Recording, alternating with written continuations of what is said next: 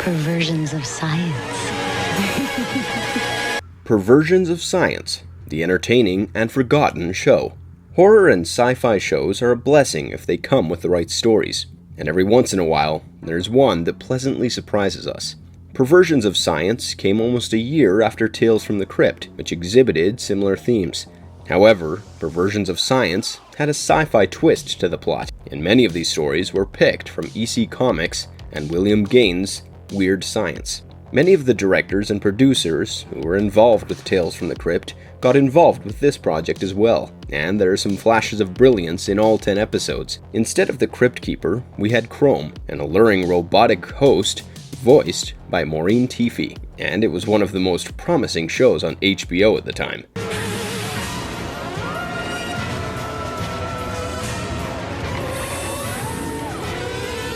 In many ways, the show was groundbreaking, but the lack of consistency probably hurt its popularity, and it ran for only one season. While it never got the fame and fan following that Tales from the Crypt enjoyed, it did have its moments of brilliance. In this video, we will take you through all 10 episodes and explore this forgotten yet entertaining show right down to the core. Before we go into today's analysis, we have a very small request. If you like our content, please support us by subscribing to our channel. This is a very small step for you, but for us, it means a lot. Thanks. Now, on with the video. Getting us anywhere. You don't believe I'm dreaming, right? Then prove it. There must be tests, some way to tell. In a dream. Dream of Doom. Have you ever wondered where the boundary lies between dreams and reality? Well, this pilot episode begins with a bang, and delivers quite the brain twister with a reality-altering story. It starts off with a man named Arthur, who has quite a unique dream. He doesn't seem to ever wake up from his dreams. It is just an unending sequence of dreams, and he keeps moving from one dream to the other. It is an indefinite cycle where he is stuck, and Arthur is desperate to get some help. From the looks of it, he is a professor, but there is no way to tell if that is a dream or in real life. We see him waking up into a doctor's waiting room, and a woman informs him that the doctor is ready to see him. Once the attendant guides him to the doctor's chambers, the doctor questions him about his life. We learn that he is a married man who is 40 years old and who has been divorced once, and he has no children. Married, no children, once divorced. Yeah. Arthur tells the doctor about his problems of constant dreaming, but we are shocked to find him waking up in the waiting room once again. It turns out that the initial interaction with the doctor was just a dream, and he is guided by the young attendant once again to go see the doctor. This time, we get a hint of the extent of his troubles after he starts narrating his ordeal to the doctor. He tells her that he was part of a government-funded sleep study, simply because he was bored. There were efforts to create a drug that would induce immediate lucid dreaming, and he was one of the subjects. The doctor seems concerned, and she tells him about the possibility that too much lucid dreaming could lead to psychosis. Just as we are coming to terms with the situation, something drastic throws us off once again. The doctor suddenly shoots herself in the head, and Arthur wakes up with a jolt. As it turns out, he was dreaming once again, and he is awoken next to his wife. And guess who the wife is? It's the doctor that we just saw treating him in his dreams. She tries to relax him and makes him go back to sleep, but when he tries to check out the time, he finds that the clock is running backwards, which is simply a trait of his dreaming state. Arthur. There's the possibility that you could be experiencing a Once again, we see Arthur coming back home to his wife, who is in the shower this time. He is shocked to find that his wife is the same attendant we met in the doctor's office. He is confused, and his wife seems to be amused by his behavior. The whole episode is a puzzle, with multiple characters that become part of his dream, playing different roles. We even see the same attendant as one of his students, who walks out of his class, and even his interaction with a colleague offers no plausible solution. While there is no rhyme or reason to any of this incredibly realistic dreaming, the climax offers a shocking twist. Keith Carradine, who played the role of Arthur, is seen in the loop once again, where he goes to see the doctor. However, this time, he's the one carrying a gun, and he's the one who shoots himself. He sees his wife waking up from a dream afterward, and Arthur seems to be the one consoling his confused wife, who was actually dreaming in the first place. Well, it was just a dream within another dream, even before Inception made it cool. One plausible explanation could be that Arthur was in some kind of coma, and his dreams are just a way of his brain trying to stay alive. We like nothing better than short, crisp stories that are innovative and open to interpretation. And this one does the job in this show.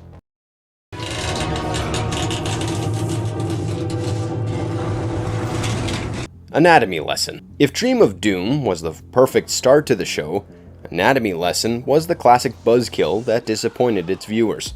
The story is about little Billy Rabe, the son of the town's coroner. He is obsessed with what his father does, and constantly tries to sneak into the basement when his father is busy with autopsies. There seems to be a serial killer running loose in the town, and that only adds more bodies for his father to inspect. This killer seems to be getting rid of all the scums in the society, such as child molesters, and Billy's obsession with death continues. In fact, it soon escalates from the fantasies of watching his father dissect bodies to an unexplained urge to kill. The first time we get a hint for his knack for killing is truly horrific. His father catches him snooping around and sends him off to his room. However, he manages to steal one of the scalpels and grins menacingly when he spots a cat nearby. He chases after the cat onto a windowsill, but luckily, the cat jumps into the arms of a man, and his murderous urge is contained for the time being. We see the young boy grow up to be a teenager, but his obsession has also grown. When he spots the high school hottie, he doesn't fantasize about his possible physical proximity with her, but instead, simply the chance to kill her. One night, as they're getting handsy in her car, he decides to act on his urge. He holds back her hair, and the poor girl has no idea what's happening. She thinks it's all part of the act. Billy grabs a knife and stabs her to death. At that very moment, a hand appears to stop him, and the hand belongs to the same man who saved the cat when he was a child. Billy is furious at this unexpected interruption, and he asks the girl to leave. He tracks down the man who stopped him twice, and once he catches up, the man has some wise words for him. Killing is a funny thing, boy.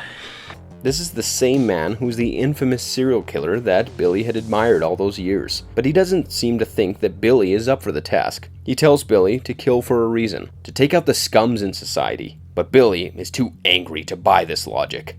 He tries to kill the man, but it turns out that the man is some kind of an alien robot. They weed out genetic defects that cause some people to become vicious killers. And Billy is apparently the third case that they are dealing with. Billy tries to escape, but he is taken away in an alien spaceship. We have rarely seen a story so messed up about a promising premise. The ending hardly made any sense, and the terrible special effects only seem to make things worse. The strange killer man who turns out to be a robot with Iron Man's arc reactor in his chest is simply ridiculous. We would recommend you skip this episode if you're going to watch the show. Just save yourself from the trauma that we had to endure. And that's how I ended up here. Pilot of the new Deep Patrol Fighter 4061. Boxed in. This story is premised in the distant future, where space travel and even space wars are the norm of the day. A man referred to as the Pilot, played by Kevin Pollak, is a part of a war that has been ongoing for at least 2 years now. He pilots a spaceship and wanders through the outer reaches of the galaxy. He doesn't have anyone for company, and clearly, this solitude is enough to drive someone insane. As luck would have it, he had won an advanced female robot in a card game, and this robot was meant to satisfy his physical needs. However, she is also efficient in handling various other technical snags, and serves the pilot in many other ways. There are things that the pilot cannot repair himself, and the robot comes in quite handy. But she is always in the mood for some intimate moments with him, and fancies him quite a bit. She might be just a robot, but she clearly has needs that need to be satisfied. As much as the pilot is seduced by her alluring charms of the female robot, he is also loyal to his girlfriend back home. Besides, his girlfriend's father is his superior officer, and he has sworn loyalty to him before leaving. Just as his resolve is almost running thin, he gets the news that the war is over. He finally returns home to his girlfriend, and as you would expect, All he wants to do is consummate their relationship. His girlfriend, Dulcin, greets him eagerly, but there's a literal shock awaiting him. Her father has fitted her with undergarments with an electronic chastity belt that would send an electrical shock when touched. This was done so that she didn't fool around before marriage, and it turns out they're supposed to be married in a year. But how does a pilot who has spent 2 years in outer space wait that long? He is quite frustrated with the situation, especially after getting a rude shock himself after touching her.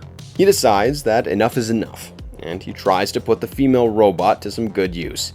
Once he restarts her, we find her still crushing over the pilot, desperate to have him. The two indulge in some passionate lovemaking, but they are interrupted by a video call from Dulcin.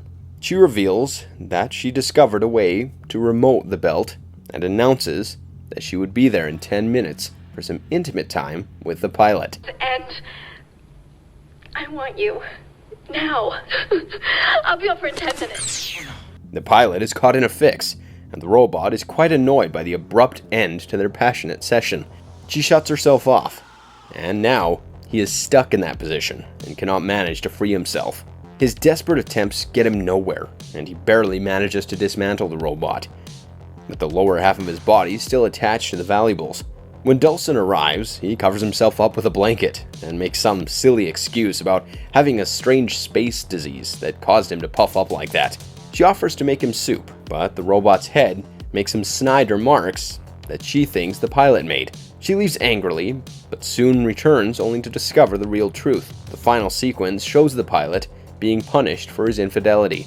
He is still the best pilot in the Force, and thus he escapes death, but the lower portion is gone, and he is placed in some advanced spaceship that will run forever. This episode doesn't take itself very seriously, and with some comical moments and a bizarre storyline, things are pretty entertaining. The production value is quite bland, and this does lead to some unconvincing sets and even effects. However, this is still one of the funniest episodes in this forgotten series.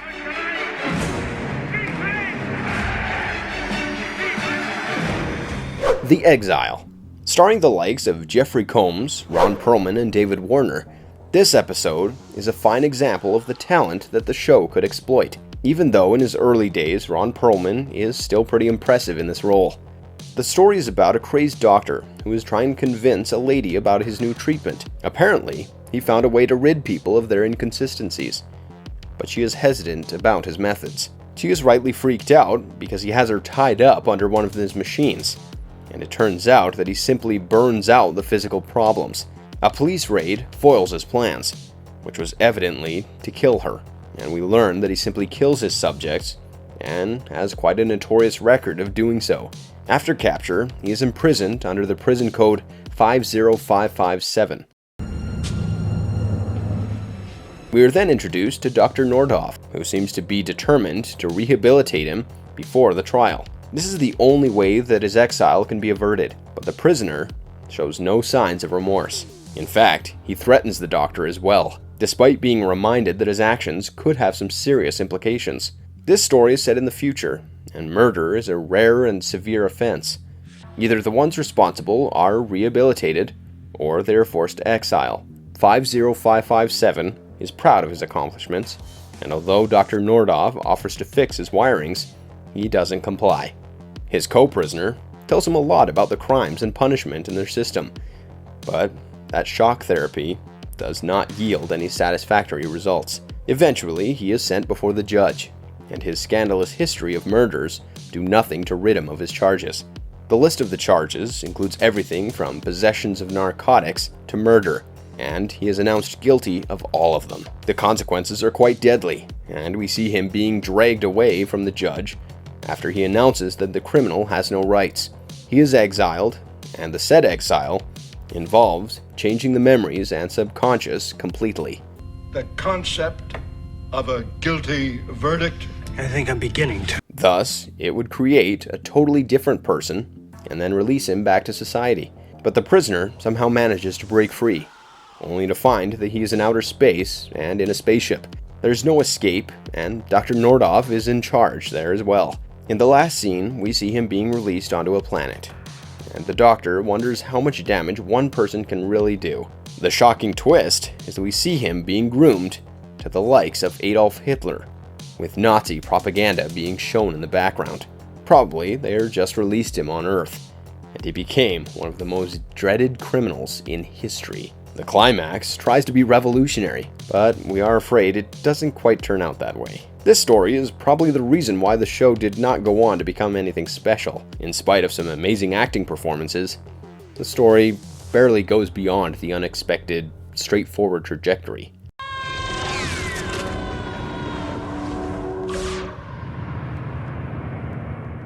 Given the Air. Most of the stories in this show dwell on the future, where technological advances have reached unthinkable heights. Given the Air is certainly not one of their better episodes, because barring a couple of moments of time travel, the storyline is rather dull. A woman named Lisa has a soft spot for Nick, who seems like someone very famous.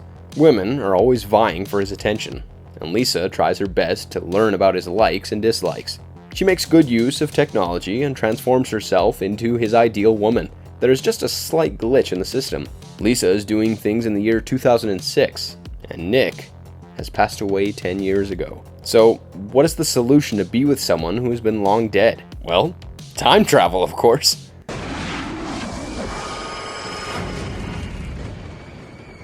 Time travel is not all that common in her time, but she gets her hands on the technology in exchange for a physical relationship with a Nobel-winning scientist. We discover that geniuses are just as hormonal as the rest of us, so he builds a time machine for her. You might think that the two had some chemistry, but Lisa is simply obsessed with Nick. She has even changed her name to be something that he would fancy. She scams him out of $50,000 from a secret bank account after being transported to his time, and does this just to get his attention. We still have fingerprints on file from when your account was first opened. Long before I was here, of course. It does work, but their union is brief, because Nick soon grows tired of Lisa.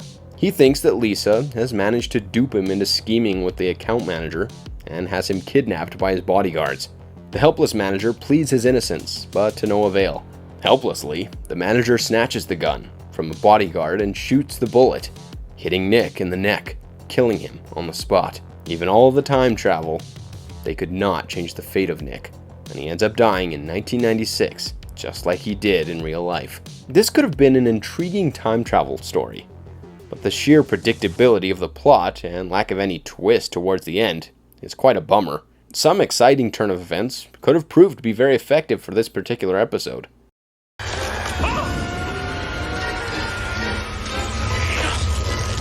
Plainly possible. Do you always like how things happen in your life? What if there could be an alternative universe where you could fix all the problems and make everything perfect? This episode toys with this idea, and we would be lying if we said we weren't fascinated. This episode begins with Ruth walking out of her bedroom as she hears a sound in the living room. She thinks that it's her husband, Walter, but in reality, it's a burglary attempt. As she tries to pick up a broken item from the floor, the burglar shoots her dead before she even realizes what's happening. The story then jumps a few years ahead, and her husband Walter needs therapy to deal with the trauma of his loss. The therapist tries to make him understand that he cannot dwell in the past, but things are easier said than done. He mourns, as usual, and keeps thinking why he wasn't the one killed in the burglary instead. The therapist has no room for such emotions, and tries telling him that time would heal everything. There would be someone eventually to replace Ruth in his life. As he walks home, Walter stops at a local diner. A scientist is speaking about the possibilities of alternative realities to a small crowd, and many are dismissive to his theories. Initially, Walter doesn't care about complex theories of physics, but with time, he warms up to the idea. Infinite realms of possibility. In fact, he can't stop thinking about how that would provide him with a chance to be with his wife yet again. The scientist tries stating that there are several versions of reality, running parallel at any moment, and something that happened in one dimension doesn't necessarily happen in another. He even claims to have a device that would allow people to experience alternate realms, and indeed, it is a fascinating idea. The scientist walks out of the diner, and Walter follows. He tries to convince the scientist to use his machine, but the latter is hesitant about the machine because it hasn't been thoroughly tested yet. However, he does not let go of an easily available subject, and we see Walter in a glass tube of the machine. The scientist warns him that any attempts to mess with the alternate world could have terrible consequences. He tells Walter that even though he'd be able to see his wife, he shouldn't be able to interact with her in any manner. Good luck then! Walter explores the alternate realities, but things are not as pleasant as they seem. For instance, in one of the alternate universes, he finds himself to be an obese, abusive, alcoholic husband, and his acts make it difficult for him to come back. It does feel like the Dream of Doom episode at times, as Walter jumps from one reality to another. It comes down to a rather strange climax, where the loving version of Walter fights the abusive one, and we see the good Walter win, and state that he is a changed man. It probably suggests that he never got back to his own reality, after being too engrossed with the alternate ones. This episode is outright interesting, but if things weren't so rushed, it could have been actually better. It did lack a proper explanation for all that was happening at lightning speed towards the end. Even so, you must watch this one alongside some of the other brilliant effects of Perversions of Science. You sure know how to tell them, buddy. That's funny. Oh yeah? Thanks, John. Panic. This episode is directed by Toby Hooper, and as is the case with many other episodes of Perversions of Science, this one also pushes the barrage of ridiculous ideas. We meet Carson, who is a radio broadcaster, and he is working very hard on his new project. He has been very successful previously, and this time around, he has the gut feeling that his program would be loved by the listeners. The radio broadcast comprises a series of news bulletins, many of which cause real-life panic after airing. However, after the initial success, the notion has been refuted because of a rather small listenership. We see two roommates, Bob and John, trying to arrange a Halloween party for that night. They plan to dress up as aliens for the party, and they're both very excited about the event. That night, the people start to arrive. There are about 10 of them in total. This is when we hear the radio broadcast. Some shocking news has come that suggests that there have been some suspicious activities on the surface of Mars, and a spacecraft has crash-landed in a nearby field. Since it's only a few miles from their place, people are starting to freak out about the event. Suddenly, the true colors of Bob and John are revealed. They kill everyone at the party, and it turns out that they actually are the aliens from Mars who are disguised as humans. However, they are confused about the attack by their comrades on Earth without informing them, and they try to contact their higher authorities through a device. There has been a communication breakout, and they decide to prepare the incineration rifles and walk out to join their Martian comrades.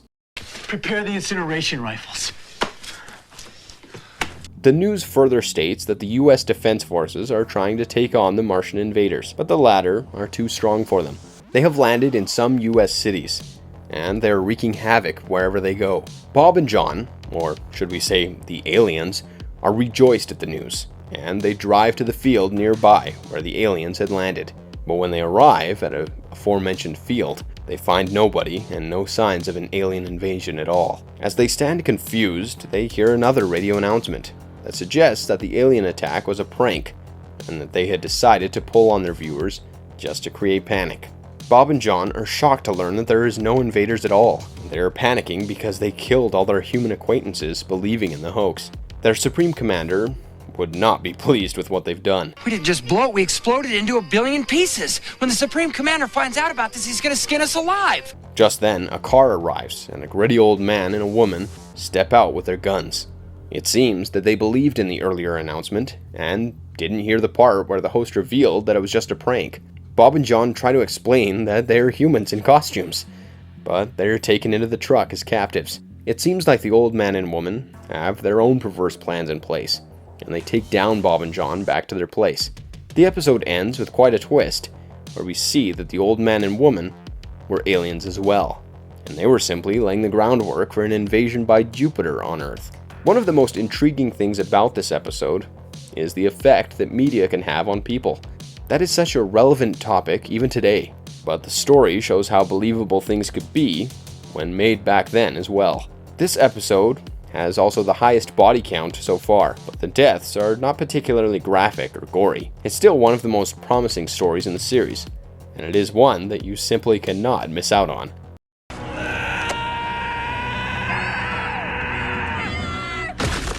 Snap ending. This is one of the shortest episodes in the show, and to make up for time, the makers extended the bits with Chrome. But the story is such that you don't really need a lot of characters to be introduced, or even plot development. We're thrown straight into the middle of an emergency situation in a spaceship.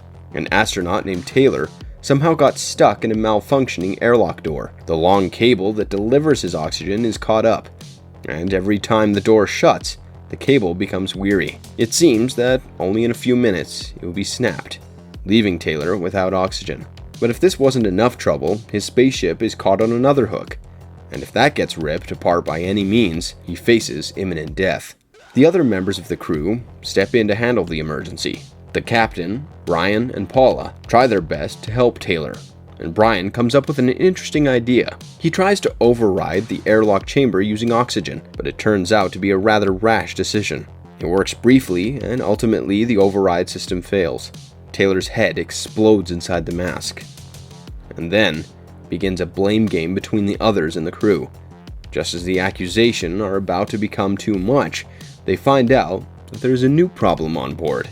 The spaceship has detected some kind of virus on board, and they only have around 20 minutes to get rid of it. Any delay would push the ship to self-destruct, killing everyone on board. The captain tries to implement a lockdown on the whole ship, but the plan doesn't work because the virus is apparently right there with them. The blame game continues, and we learn that Taylor had a virus, and that Paula was sleeping with him. Paula tries to reason with Taylor that he only had the flu, but Brian is not willing to buy her explanation. Taylor was the only one doing the spacewalks, and his proximity to Paula pointed to her being exposed to the virus as well. Brian has a gun, and is clearly not up for any compromises regarding his safety. Brian shoots Paula, and when the captain protests, they are engaged in a struggle. He ends up shooting her as well, but she manages to get out of the airlock. Eventually, Brian finds her and kills her, and he keeps both bodies out of his safety vault. However, there is still no respite for him, and he realizes that he is the one containing the virus. He makes the desperate attempt to ruin the system by maniacally shooting at it, but the countdown continues till the very end.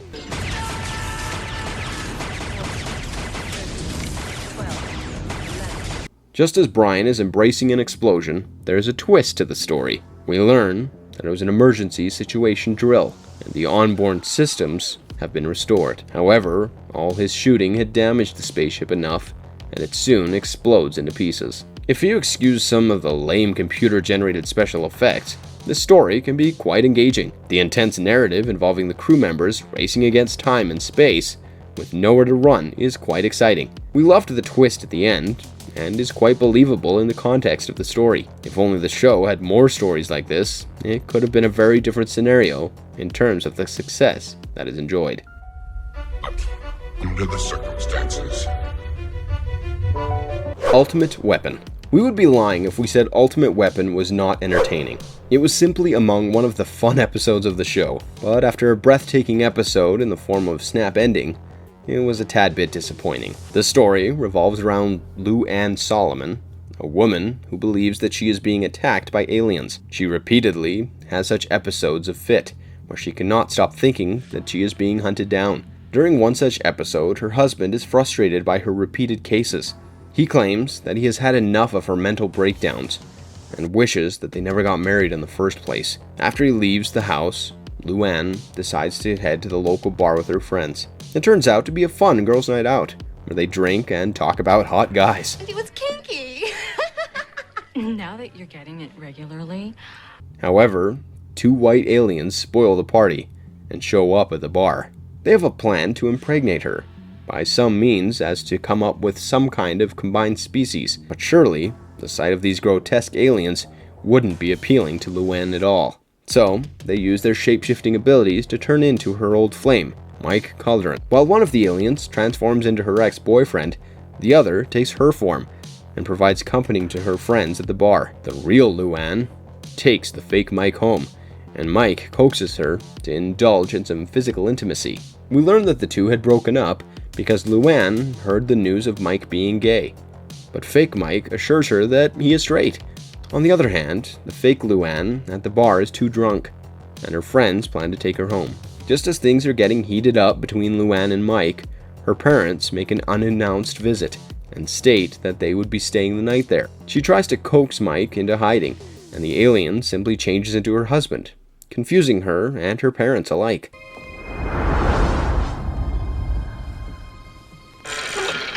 By then, her parents arrive with the fake Luann, and when they see her parents, they make their car alarm go off to distract them as they sneak her upstairs to her bedroom. The aliens, however, make a mess of their plans. The alien that transformed into her husband ends up being intimate with the fake Luann, who is just the other alien. They could not differentiate between the alien bodies and human forms, and maybe alcohol had that kind of effect on the alien. One of the aliens ends up impregnating the other one, and we see them getting married on their home planet. The ending is hilarious, although you might question how the alien who wasn't drunk couldn't figure out his mistake. As long as you make your peace with the logical inconsistencies, this episode is packed with some quite enjoyable moments. The occasional humor keeps the narrative going, and it certainly is an above-average episode, with all the strange things that take place in it.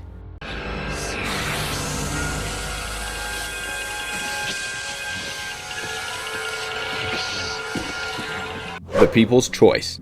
Unfortunately, the show does not end with a bang, but rather with a whimper. At the final episode, you might have expected this one to push the boundaries, but it's just another regular sci-fi storyline premised in the future. It is a time when humans are using female robots called domestics for their chores, and these can only be afforded by well-off families that live in the suburbs. Todd is the head of one such family, but he is a rather unpleasant man. He seems to dismiss and disrespect everyone in his life, and is quite ruthless towards their long-serving domestic, Nana, who keeps falling sick. However, his family, comprising his wife and child, love Nana more than they love Todd.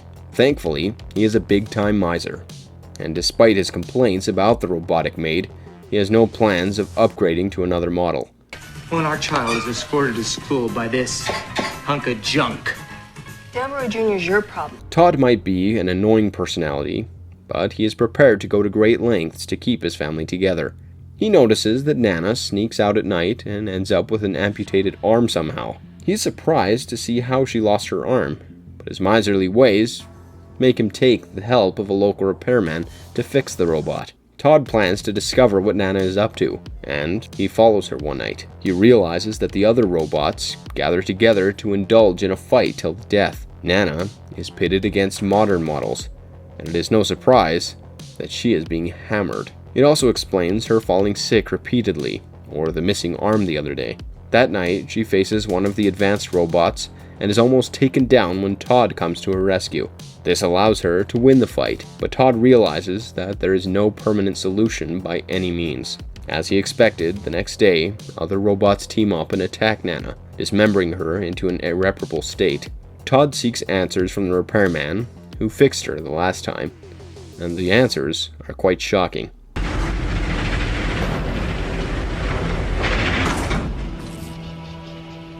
It turns out that the manufacturer cleverly introduced this system into the robots, so that the owners would constantly have to look for newer models to replace their old ones. Todd is helpless, and eventually he gets a new model, named Liberty 1.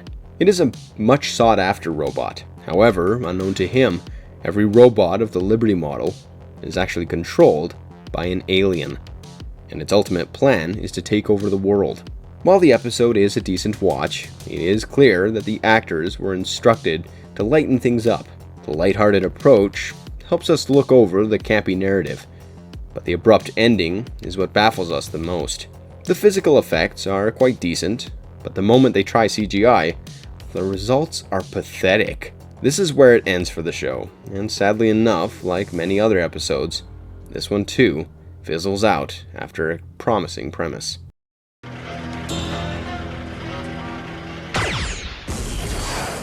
Why Perversions of Science got cancelled. If Tales from the Crypt was such a grand success, why was this sci-fi spin-off so short-lived? This is a question that has bothered many fans of the show, and we'll try to find the answers. As you all know, Tales from the Crypt was a clear winning formula for HBO, with a 7-year run that became a cultural phenomenon. They assumed that the audiences would be hungry for more of a such anthology-styled show, and so they came up with Perversions of Science. The introduction of a sensuous female robot was clearly a clever one, while the Cryptkeeper would add to the dark humor with all the puns around the deaths. Chrome was all about the sexual innuendos. So what made the show fail so miserably? Well, for starters, it wasn't for the lack of trying. HBO promoted the show quite aggressively, and it still just didn't get enough views.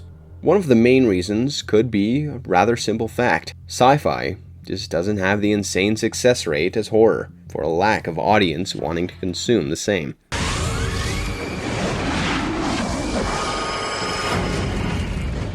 The initial episodes did have solid numbers, but soon the quality of stories became quite disappointing, failing to hold the wavering attention of its viewers. After one brilliant episode, you would suddenly have a mediocre one, and the fans just did not appreciate the inconsistency. The creators were mostly the same people who worked for so long in the Tales from the Crypt, and maybe they had a creative burnout.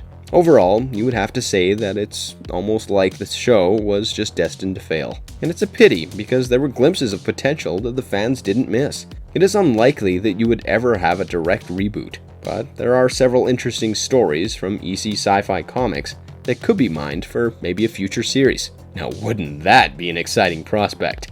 If you enjoyed today's video, don't forget to send a like and subscribe to our channel, if you haven't already. For Marvelous Videos, I'm Rylan. Have a good one, and be safe. Jupiter. Jupiter. Hail, Jupiter.